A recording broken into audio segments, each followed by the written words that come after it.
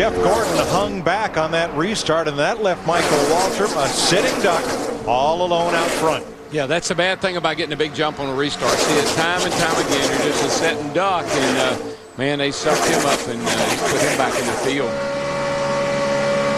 So Matt Kenseth, who has never won a NASCAR restrictor plate race in what is now the Sprint Cup Series, is out front.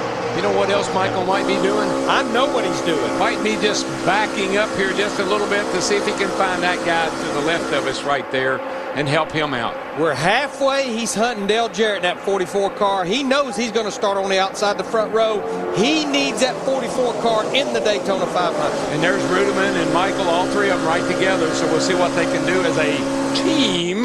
Work together here a little bit. In the meantime, back at the ranch, Kyle Busch and Denny Hamlin, two of the Gibbs Toyotas, going to the front. I said Kenseth is out front and was going to finish the sentence with behind Jeff Gordon, but that's all changed now. Doesn't matter. And you know what, Mike? There were two big questions from the media over the course of the offseason. Well, how Dale Earnhardt Jr. was going to do at Hendrick Motorsports, and how Denny Hamlin, Tony Stewart, and Kyle Busch was going to get along. You sat down with him. I think you're pretty convinced it's going to be okay.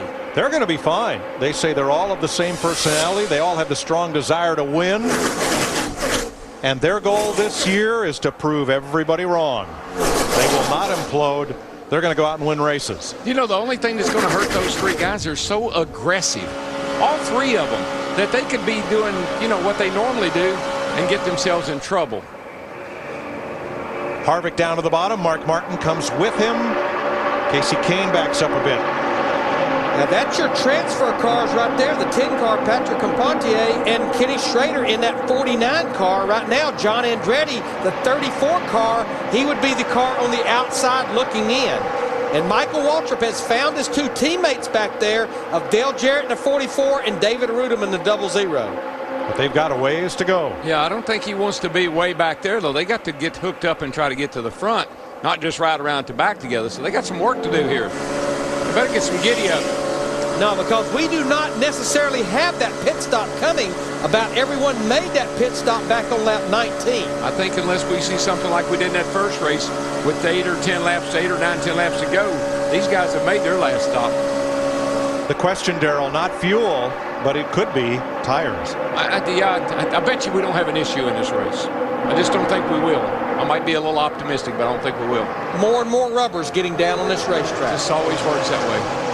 Coach Gibbs, late of the Washington Redskins, and now back full-time with the team that he founded and which his son J.D. runs. Yeah, because this thing's so fast, it's pulling the draft a half a second faster than anybody else. Well, I'd rather be leading. That's right. Just sit out there and lead them. My old car owner said just suck the guts out of them. But what he's talking about, some of the fastest laps of this race was run within the last 3 or 4 laps by most all these cars in the lead pack.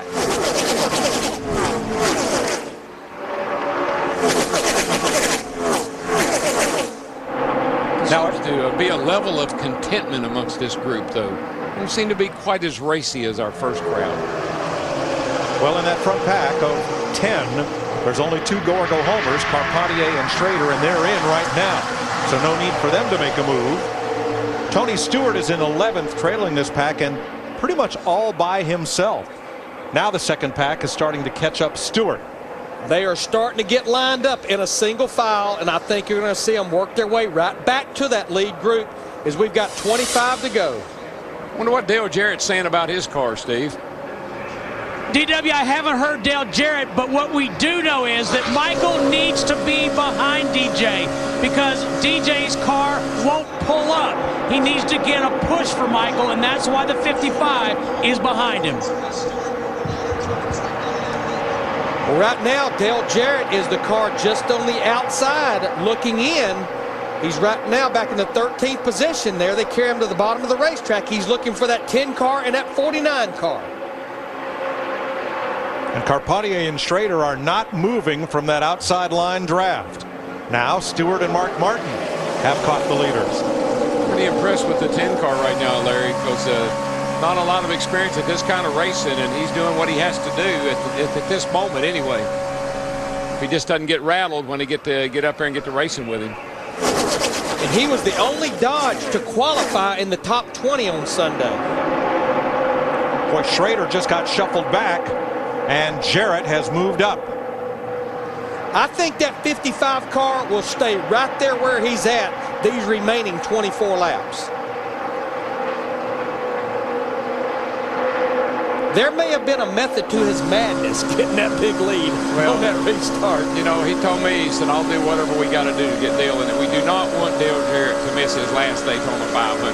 And if there's anything we can do to make that happen, we will sacrifice everything but our cars to make it happen. And you know what, Darrell, last year was one of the few races that Michael Waltrip Racing had all 3 cars in the field.